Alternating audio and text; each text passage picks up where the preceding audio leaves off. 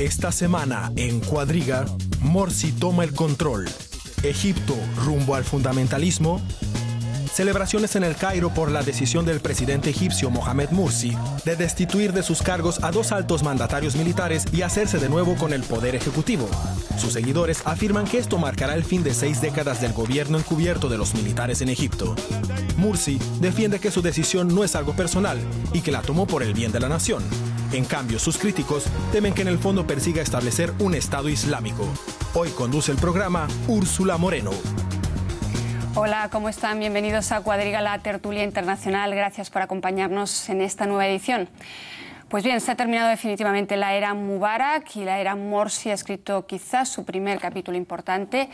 Mohamed Morsi, un presidente con superpoderes en estos momentos o, por el contrario, una marioneta supeditada, sometida, por un lado al ejército y, por otro lado, a los hermanos musulmanes. Del difícil papel del nuevo presidente egipcio me gustaría hablar hoy con mis siguientes invitados que paso a presentarles. Cristina Erk es periodista freelance, ha vivido 10 años en el Cairo y 4 en el Líbano, también en Libia y, por último, en Túnez. Su carrera periodística comenzó en América Latina, ha escrito varios libros sobre Oriente Próximo. Martina Sabra es experta en el Islam, trabaja como periodista independiente y se ha especializado en el norte de África y Oriente Medio. Ha publicado además libros sobre Túnez, Jordania y Líbano. Y Helmut Dietrich, nuestro hombre hoy en esta ronda, filólogo e historiador, ha trabajado en el norte de África, también en Sudamérica, ahora investiga para Terra, una red de documentación sobre refugiados y política de asilo. Pues muchas gracias, bienvenidos a los tres para hablar una vez más de Egipto, porque están pasando cosas muy importantes que están cambiando realmente la historia del país. Y me gustaría comenzar directamente con la experta en el Islam y preguntarle si este golpe civil de Mohamed Morsi le ha sorprendido o no le ha sorprendido. Sí, me ha sorprendido, pero no pienso que es un golpe civil. No sé si es un golpe civil porque los hermanos musulmanes son muy fuertes en Egipto, son la mayor fuerza política, pero a mí me parece más bien que ha sido un golpe dentro de las Fuerzas Armadas. Porque el Tantawi, el militar pues de antes, que ya había mucha resistencia contra él y se sabía que había resistencia entre los más jóvenes, los militares más jóvenes en las Fuerzas Armadas, en el ejército egipcio, y yo pienso que ha sido más bien un golpe dentro del ejército. Y quizás un golpe acordado, porque hablamos de un presidente quizás con superpoderes, o sencillamente un presidente que ha pactado un poco ese reparto de poder con el ejército. Tenía que pactar con el ejército, claro que sí, y parece que no fue un golpe, como tú dijiste, pero que fue algo en acuerdo con el militar, y no solamente en acuerdo con el militar egipcio, pero también en acuerdo con los Estados Unidos. Porque Leon Panetta, el ministro de Defensa de los Estados Unidos, dijo que no está sorprendido de lo que pasó. Así que seguramente tras unas puertas cerradas había unos acuerdos. Son muchos analistas, ¿no?, los que dicen que de todas formas el ejército de Egipto no da ningún solo paso sin consultar antes con Estados Unidos. Claro. Entonces, ¿cuál es el poder real en estos momentos del presidente egipcio? ¿Qué poderes reales tiene Mohamed Morsi? No hay un parlamento, es decir, tiene el ejecutivo, tiene el legislativo. ¿Es un presidente con superpoderes, como decía al principio? Formalmente sí. En realidad no. En realidad tiene muchas dificultades de legitimidad. Es decir, el pueblo ya hace chiste sobre Mohamed Morsi Mubarak. Es decir, lo ha apellido así para denunciar el acuerdo entre el régimen viejo de los militares y el presidente nuevo de las elecciones. Un acuerdo que parecía no cambia nada. Entonces, tenía que cambiar algo. No tiene muchos poderes en realidad. Entonces, esos cambios, sí, estoy de acuerdo, ha pactado con los militares y los militares parece están cambiando la estrategia. Antes fueron como un dinosaurio. Mubarak les ha enfrentado en contra de la Plaza Tahrir y no querían disparar los rangos bajos. Un dinosaurio que no podía moverse. Sí. Y ahora, ¿quién es el jefe el ministro de la Defensa nuevo de Morsi, se llama Al-Sisi. Sisi, que fue el jefe de los servicios secretos de los militares. Es decir, y fue él el responsable, parece, para los arrestos de mujeres en la Plaza Tahrir. Arresto de mujeres, de manifestantes, y responsable para el test de virginidad. Es decir, ha desarrollado una estrategia de discreditar los movimientos en la calle. Sí. Entonces parece que hay el tentativo, un primer paso para cambiar la estrategia del militar hacia una estrategia más sofisticada en contra de la presión popular. Es decir, la vieja guardia es reemplazada por la nueva guardia del ejército, pero sigue siendo el mismo ejército que trabajaba a las órdenes de Mubarak, ¿no? Y el mismo ejército que controla el 40% casi de la economía del país. Sí, parece que se van a compartir el poder entre los hermanos musulmanes y el ejército, porque el ejército efectivamente es muy fuerte económicamente, controla el 60% de la economía del país, como has dicho, y pues no se puede sin él, o sea que es imposible gobernar Egipto en el futuro próximo sin el ejército.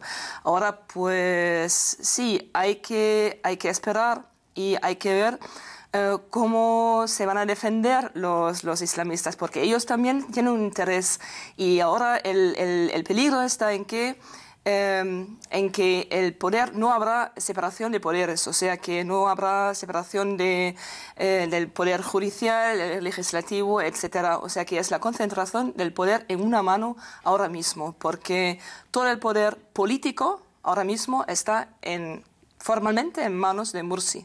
Y esto es un problema. Mohamed Morsi es para muchos sencillamente una marioneta de los hermanos musulmanes, aunque parece que está actuando ahora mismo por su propia cuenta y muchos no le daban el crédito a este margen de maniobra que está teniendo, ¿no?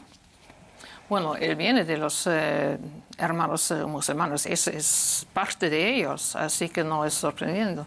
Pero yo creo que la oportunidad que él tenía fueron los eventos en la península Sinai.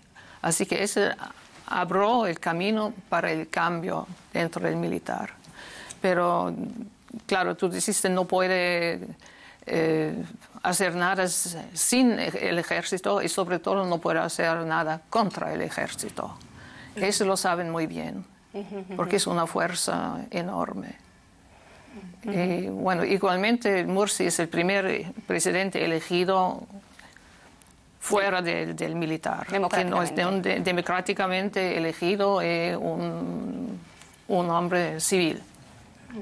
Y por pero eso también es el ejército que debe ser de acuerdo.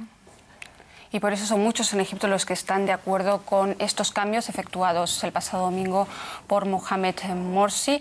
Dentro del ejército hay muchos partidarios, entre tanto, pero sobre todo entre los revolucionarios de la Plaza Tahrir y, por qué no, también entre los hermanos musulmanes, entre el brazo político de esta cofradía religiosa a la que pertenece el nuevo presidente Mohamed Morsi. Hemos salido a la calle y hemos recogido algunos testimonios de los egipcios acerca de su nuevo presidente. Vean.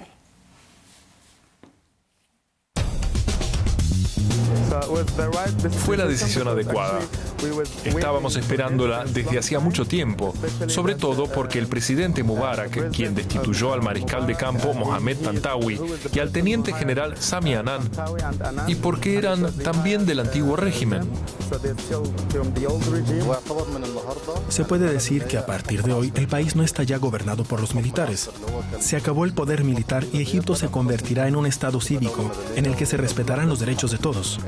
Gobernaron el país en tiempos muy difíciles, no deberían ser destituidos así de repente y por eso el presidente Morsi ha nombrado a Tantawi y a Anan asesores presidenciales.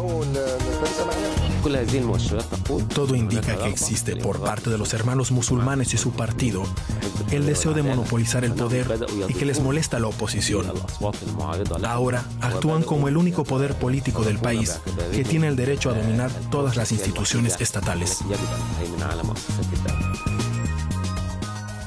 Lo cierto es que Mohamed Morsi controla ahora los medios de comunicación, controla el ejército, que le impedía un poco hacer su trabajo, pero ¿es necesaria realmente tanta concentración de poder para hacer política en estos momentos en Egipto? No es necesario y no está previsto que se quede así, o sea que está previsto ahora mismo la elaboración de una nueva constitución que debería teóricamente ser democrática. Lo que pasa es que ahora con esa concentración la cuestión es ¿se realizará este proyecto o no? O sea que los 30 días, los 60 días a venir serán decisivos, serán muy importantes. O sea que la época, ahora mismo, después del Ramadán, van a empezar directamente el trabajo y será muy importante ver lo que va a pasar, y también será muy importante que el Occidente será vigilante y vigile. Por supuesto, no es la única cuestión, no es el único problema que tiene Egipto. El problema más grave es el problema económico. Es el sufrimiento de la población, que sufre un Estado que casi no está ahí para sus ciudadanos. O sea que sistema de educación, sistema de salud, todo está pues en el suelo, muy mal, en muy malas condiciones, y esto queda por hacer. Pero, de todas formas, la Constitución es lo más importante. O sea que Egipto será un Estado islámico, donde la única fuente de la legislación será el Islam, o sea que Allah, o sea que fuera de las posibilidades del pueblo, el control del pueblo, o será un Estado más o menos democrático, por lo menos formalmente democrático. Y eso después daría la posibilidad de desarrollar las instituciones, etc. Y eso no está claro para nada ahora mismo. ¿Creen ustedes que entonces Egipto se dirige hacia una teocracia, como dicen algunos, al estilo de Irán, por ejemplo, como dicen algunos observadores? No pienso que no. Morsi está condenado a hacer pequeños pasos hacia la democracia, no por los militares, no por Estados Unidos, no por Europa, pero por el pueblo. Y hay una ola de huelgas en el país, de sit-ins, hay una crítica real de la economía militar, de los salarios bajísimos. ¿Y quién puede resolver eso? Ni los militares, ni Morsi, es decir, los militares más bien estilo Estado en el Estado, con sus fábricas, hoteles, estructuras sociales, no pueden resolver eso. Están enfrentando las huelgas con carros armados, a veces, en Suez. Ni Morsi con conceptos más bien neoliberal de privatización. Es decir, estoy de acuerdo, los próximos meses vamos a ver cómo va a avanzar Morsi con pasos hacia la democracia, y pienso que ni los militares ni los hermanos musulmanes quieren realmente la democracia, pero están condenados a hacerlo. Una cosa muy importante será la formación de un nuevo partido. Ahora mismo ya hemos visto cuando las elecciones, pues en primavera, ¿no? Pero en invierno pasado, fue en diciembre, enero, ¿no? Sí. Las elecciones al Parlamento. Pues ahora mismo se están formando nuevos partidos. O sea que la fuerza liberal, la fuerza que quizás es un poco religiosa, pero más bien moderna, que no es Ikhwan, que no es hermanos musulmanes, se está formando. O sea que ellos han aprendido también su lección, y ahora mismo están fundando un partido nuevo con el Premio de la Paz Mohamed Baradei, y otros muy conocidos, intelectuales muy conocidos, como el autor de Yacubian House, Alaa al-Aswani, el escritor Alaa al-Aswani, activistas como Ahmad Harara, muy importantes, muy conocidos, él que se quedó ciego por los tiros de los militares. O sea que estos están ahora mismo formando una nueva fuerza, o están intentando formar una nueva fuerza, y yo pienso que también hay que tener esto en cuenta. Esto se olvida muy fácilmente, que el Parlamento actual no representa la mayoría del pueblo egipcio, representa la mayoría de los que han votado. Pero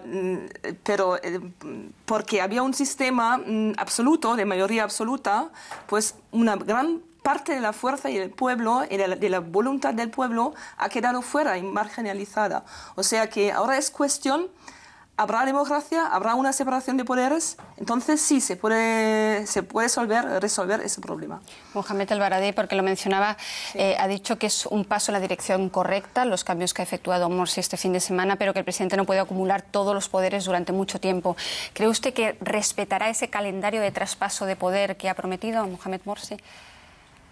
Él está obligado de hacerlo, como dijiste que el pueblo no va a aceptarlo si él lo hace de otra manera. Pero mi impresión es con Morsi que en los primeros 100 días quiere resolver todos los problemas del país. Y eso no es posible, porque primeramente es necesario una consolidación fiscal, después a mejorar las condiciones socioeconómicas, que es lo más importante tal vez por el pueblo. Esa frágil, entonces, situación económica del país. Dentro de unas semanas viene Christine Lagarde, la presidenta del Fondo Monetario Internacional, precisamente a Egipto a negociar un posible préstamo. Es decir, que de esa situación económica probablemente depende un poco también el futuro de Morsi, ¿no? De que sepa resolverla o que dé un poco de aire, de oxígeno, porque el turismo se ha hundido en gran parte en el país. O sea, la situación es, como usted decía, dramática, ¿no?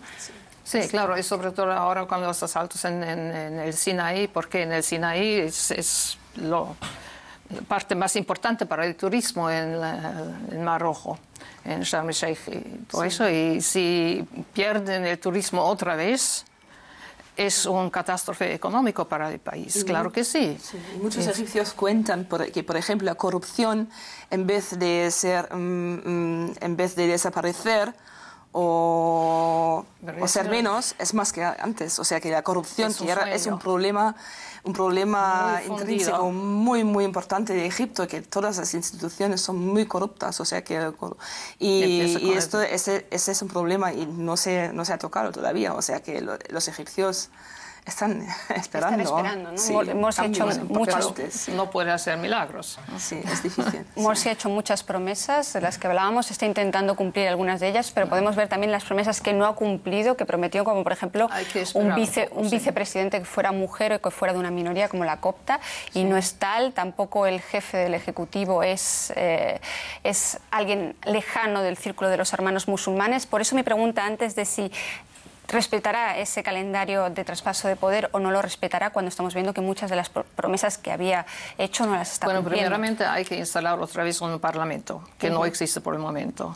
Entonces la Constitución es otra cosa. Dentro de 3 meses deben tener una nueva Constitución. Y yo no veo muchos cambios en la Constitución, porque ya está basado en el Islam, que el Sharia, el derecho islámico, es el base de la Constitución ya, desde Sadat. Así que no van a cambiar mucho, yo creo. Una participación más del pueblo, de voces democráticos, sí, ese es necesario. Veamos un poco el papel de los hermanos musulmanes, quizás el grupo más fuerte dentro del Parlamento, junto con los salafistas. Los hermanos musulmanes, por lo menos hasta ahora, todos se imaginaban que de ganar unas elecciones democráticamente iban a imponer la Sharia, iban a imponer en el país realmente una teocracia, o digamos que había unas visiones un tanto apocalípticas, ¿no?, de lo que sería Egipto. Hasta ahora no se ha demostrado tal. Actúan con mucho tiento. ¿Están actuando de forma inteligente pero esperando a poder actuar como realmente quisieran? ¿O cómo van a actuar los hermanos musulmanes? Yo creo que hay que diferenciar entre los hermanos musulmanes y los salafistas. Porque los salafistas son los muy fundamentalistas, y los musulmanes y los hermanos musulmanes, bueno, ellos están en el poder, si uno quiere, desde mucho tiempo ya, y conocen el juego. Pero los salafistas, con sus ideas un poco loco, o muy loco, es otra cosa. Hay que diferenciar, yo creo. Y no me puedo imaginar que los hermanos musulmanes están muy interesados de cooperar con los salafistas. Sí, pero hay que matizarlo un poco. Es que la fuerza de los hermanos musulmanes está en sus redes sociales. O sea que hasta ahora los hermanos musulmanes ofrecían a la población lo que el Estado no ofrecía. O sea que servicios de salud, sociales, sí. servicios sociales, hasta educación también. O sea, y a veces a niveles bastante buenos y a precios muy interesantes. O sea que ellos daban a la población lo que necesitaba en el caso de que ahora mismo pues las instituciones todavía son otra cosa, o sea que asegurar una dominación, por ejemplo, de la policía, de los ministerios y tal y tal y tal, o sea que eso todavía no está hecho, esto todavía no hay que hacerlo y ellos, es su aspiración, yo pienso, conquistar las instituciones egipcias, o sea que, y esto sería un problema, porque si tienen todo el poder a nivel político, a nivel institucional, o sea que una vez llegados allí, no se van a ir. Y ese es un problema. Yo pienso que este es el plano ahora mismo, y por eso es tan importante que se forme también otra fuerza política y que tome forma, realmente forma, o sea que como partido, como... Hay que decir que los hermanos musulmanes en Egipto son parte de los viejos tiempos. Sí. Es decir, siempre Sadat, Mubarak, siempre fueron, han pactado, han litigado, siempre ellos, el gobierno y los hermanos musulmanes. No hubo otra organización, no hubo otro partido, fueron siempre esos dos corrientes. Pero me parece, tal vez no es la cosa más importante. Yo hablaría más bien de una agenda de 10 años, de 20 años, hacia los derechos, hacia el salario digno, hacia una vida digna, una agenda que está establecida, siempre de nuevo, por las luchas. Y quién va a realizar eso es una cuestión, bueno, no secundario, pero si Morsi va a establecer una dictadura, va a caer. Es difícil de todas maneras hacer previsiones a 10 años, precisamente ahora en Egipto, donde no sabemos si Mohamed Morsi se mantendrá en el poder hasta finales de año. Como perspectiva histórica, como fin de los viejos tiempos, de las dictaduras, de un partido con la religión. Esos tiempos han cambiado y vamos a ver, no va a ser una agenda lineal, con muchas, va a ser un camino con muchas curvas y con fracasos, pero parece que estamos entrando en una época nueva. Pero como decía la señora Sabra, los hermanos musulmanes están ahora en el poder y no se van a ir tan fácilmente de ahí. ¿Pueden dar síntomas de una madurez democrática a los hermanos musulmanes que no tienen quizás en otros países y conjugar determinación y pragmatismo quizás y realmente llevar a cabo todas estas reformas? Con pragmatismo creo que sí, porque ya estaban en el Parlamento desde años. Estaban prohibidos como partido de los hermanos musulmanes, pero entonces llegaron al Parlamento como independientes. Así que participaron desde años ya. Así que tienen experiencia y todo. Sí, pero también hay que ver que, pues primero, los hermanos musulmanes no son una fuerza monolítica tampoco. Eso también hay que verlo. O sea, que hay los jóvenes que todavía no se expresan y no se perciben tan claramente en los medios de publicación o de comunicación, pero que están ahí, o sea, que van a expresarse con el tiempo más.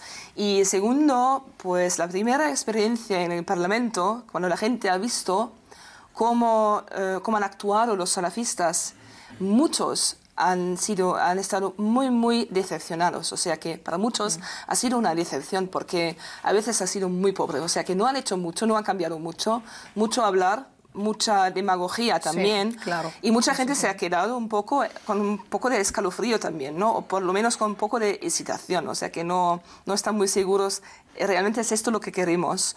Y es muy interesante ver, por ejemplo, que últimamente Morsi no habla tanto de religión o de Estado islámico, habla de Estado civil, en árabe es Madani. O sea que Daula Madaniya, Hukuma Madaniya. Él está hablando, pues también hay que ver un poco los términos que están utilizando Y hay que ser, yo pienso, más sofisticado también en los análisis y en la manera de percibirlos y de verlos y de analizar lo que está pasando. Y esos cambios tendrán que realizarse también en el ejército o en toda esa estructura. Hablamos de una estructura monolítica, que no es monolítica, de los hermanos musulmanes. Y lo mismo ocurrirá en el ejército, tampoco es una estructura monolítica. Y los hermanos musulmanes, como usted habló del ejército como un dinosaurio, bueno, los líderes de los hermanos son como dinosaurios también, son de 80 años por arriba, ¿sí? Y claro que los jóvenes tienen otras ideas. Claro. Y tienen más contactos con el mundo fuera de Egipto, y como la generación Facebook, que sea, y tienen completamente otras ideas. Por ejemplo, el movimiento 6 de abril, que ha sido uno de los movimientos más importantes al hacer la revolución del 25 de enero. El movimiento del 6 de abril, que es un movimiento de contestación social, que ha nacido como resultado de un motín, más o menos, un alzamiento, un levantamiento en Mahal al-Kubra contra los sueldos tan bajos y y estos en una fábrica, sí, pero estos del 6 de abril en su mayor parte son islámicos, no sé, pero están cerca de los hermanos musulmanes. Ellos salen a la calle cada vez. Al mismo tiempo, los hermanos musulmanes, la dirección dice que no salgáis, no queremos que salgáis. Y traen fatwas, o sea que traen... Están ignorados. Sí, claro que sí. Traen, por ejemplo, como estudios, ¿no? de unos muftis, o sea, que la gente religiosa, que dice a la gente qué hacer y cómo hacer, etcétera, y les dicen que religiosamente no está permitido manifestarse en la calle, etcétera, y entonces hay mucha diferencia y hay mucha diversidad en el seno mismo de este movimiento, pienso. Bueno, pues es interesante que dicen que no es en la religión de hacer demostraciones, manifestaciones en la calle, porque Mursi llamó el pueblo por día y noche en la plaza de Tahrir. Sí. Sí, sí. Así que es una contradicción. Sí. El nuevo presidente ha sabido realmente apelar a esa sociedad civil. El movimiento 6 de abril, del que hablábamos, también ha apoyado los cambios efectuados por Mohamed Morsi este pasado fin de semana. Y dentro del ejército está esa vieja guardia y esas nuevas generaciones que se quieren acomodar probablemente a los nuevos tiempos.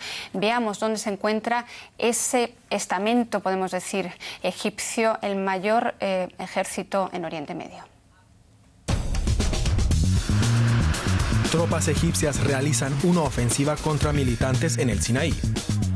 Fue la incapacidad militar de evitar la muerte de 16 soldados fronterizos la semana pasada lo que le brindó a Mursi la posibilidad inesperada de destituir a la cúpula militar.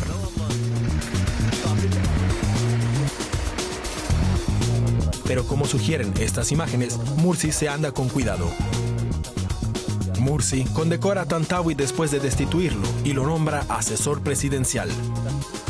A la hora de explicar su decisión, Mursi se mostró conciliador, asegurando que no fue su intención atacar a personas concretas o incomodar a ninguna institución. Mursi sabe perfectamente que es demasiado pronto para prescindir de los militares. El ejército egipcio cuenta con una larga historia de influencias e intereses económicos y todavía nadie es capaz de predecir si el nuevo poder logrará mantenerse o si se producirá una vuelta al antiguo régimen. Entonces nos sorprende tanto, ¿no?, que no hayan puesto ningún tipo de obstáculos a esos cambios efectuados por Morsi, el ejército, quizás porque les han garantizado que conservarán sus privilegios económicos. Sí. ¿Qué pasa? Se toca el gobierno civil al poder económico o también el poder de intervenir en contra de la población. ¿Qué pasa? Entonces, he hablado también de fracasos, de inseguridades, claro que habrá, pero el Sinaí está un poco lejos de la capital. Es decir, es una fuerza. Es una demostración de fuerza de los militares un poco lejos, con los americanos un poco a la frontera, ¿no?, con Israel. Y en el Cairo mismo no podrían hacer una demostración de fuerza así los militares. Y pienso que los Estados Unidos y Europa están en contradicción qué hacer, porque de un lado quieren mantener el militar egipcio por allí con un poder enorme como poder regional. De otro lado, quieren atacar el poder económico del militar por razones neoliberales y no pueden. Es decir, hay una contradicción en la política del Occidente, digamos así, y eso abre también el espacio para huelgas, para el pueblo, para que realmente conquiste más derechos, sus derechos. Y vamos a ver, no va a parar el país. Quizás esa contradicción es la que ha llevado a Estados Unidos a ser un poco cauta, ¿no? Hasta ahora no se ha pronunciado ni a favor de los militares ni tampoco a favor del nuevo presidente. Seguramente había un acuerdo con las tres partes, y lo que hizo Morsi fue inteligente también, porque no solamente daba un otro orden a Tantawi, pero Tantawi ahora es el consejero de Morsi. Así que ellos no pueden rebelar contra eso. Y la fuerza económica es enorme del militar. Hillary Clinton, la secretaria de Estado, en la visita que ha hecho recientemente a Egipto, dijo que vería con buenos ojos, ¿no?, un relevo en la cúpula militar. Es decir, ¿realmente fue quizás el impulso final para que Morsi diera este paso? El de Hillary Clinton.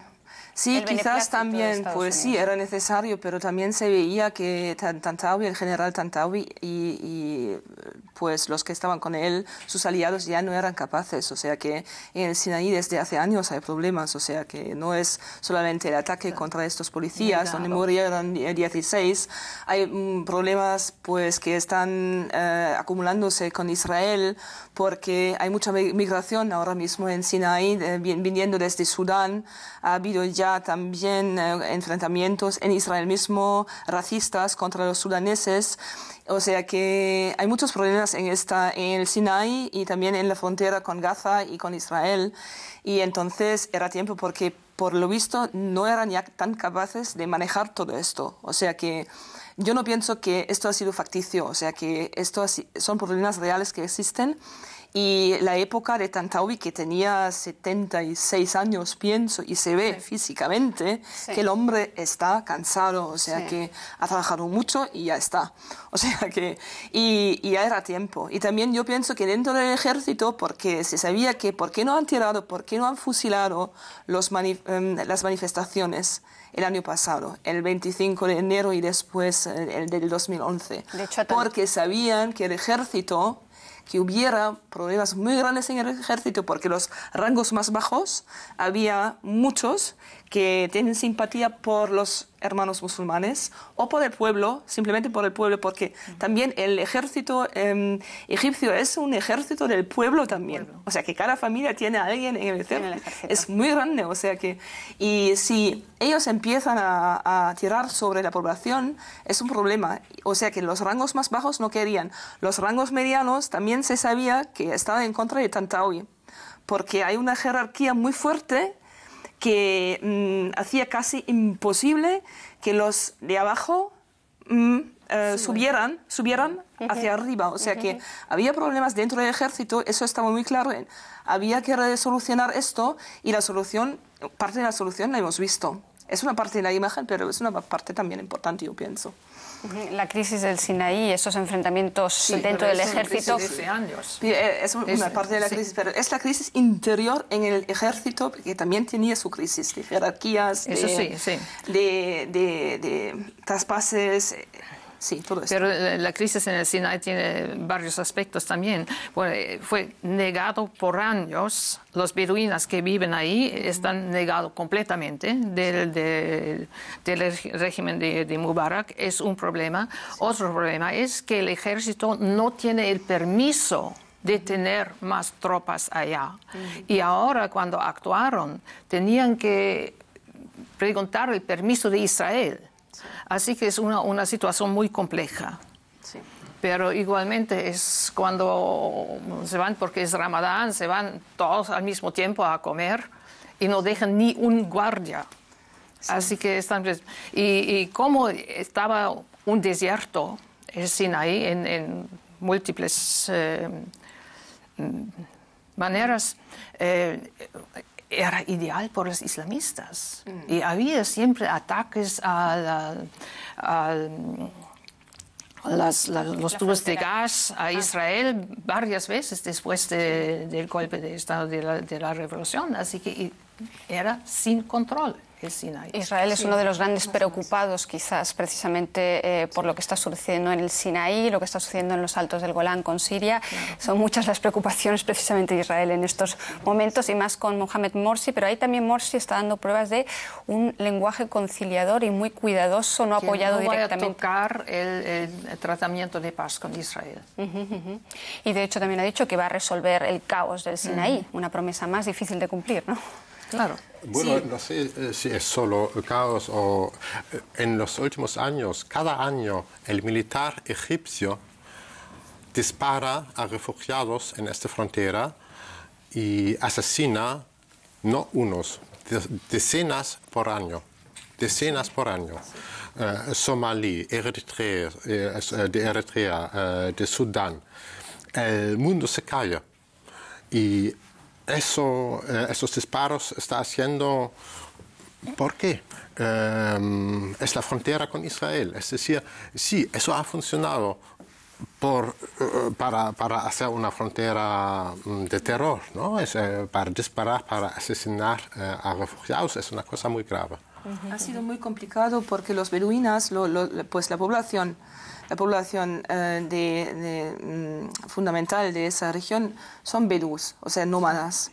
Lo que pasa es que muchos de los negocios que se han hecho, mucho del desarrollo turístico que se ha efectuado en esa zona, pues era controlado por el Cairo o por los grandes hombres, business, etcétera, pero que vivían en el Cairo, que no eran de estas tribus. O sea, que estas tribus que han hecho, ellos empezaron a ganar dinero con estos refugiados, o sea, que ayudándoles a hacer el paso hacia Israel o hacia otras partes del mundo, hacia Irak o lo que sea, no sé.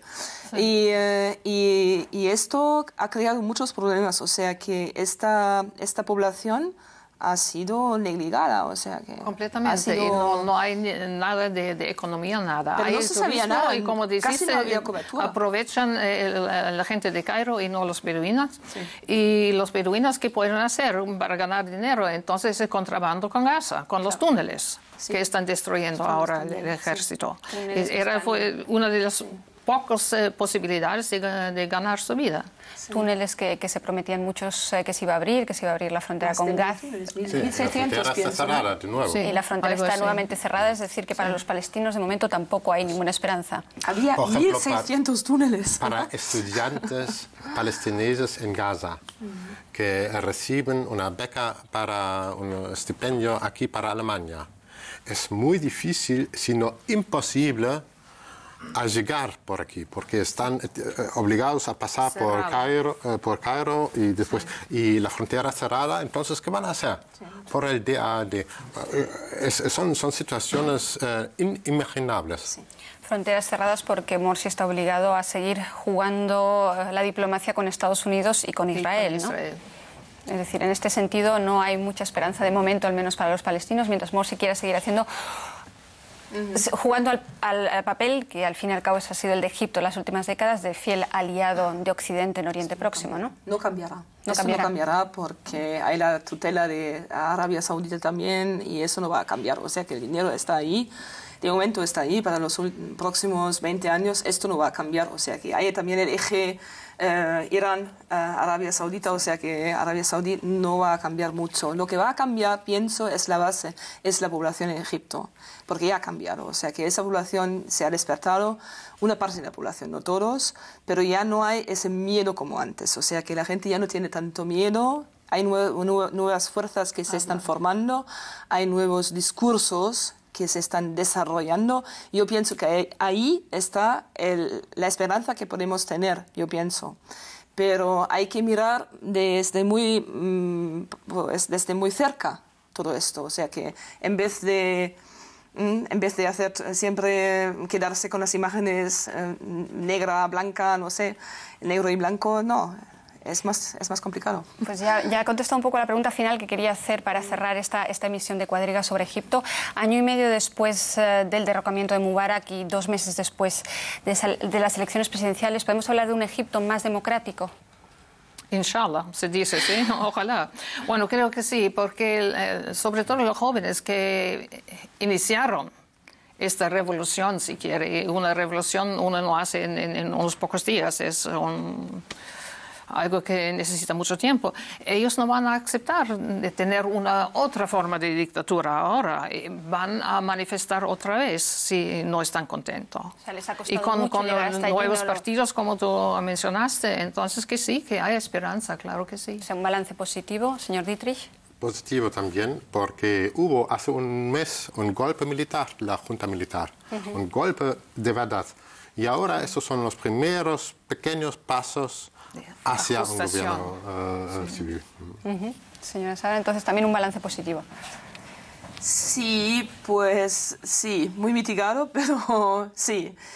O sea que todavía un poco preocupada, pues habrá más violencia, pienso, y no será sin problemas, será muy difícil, serán unos 10 años muy difíciles ahora para los egipcios.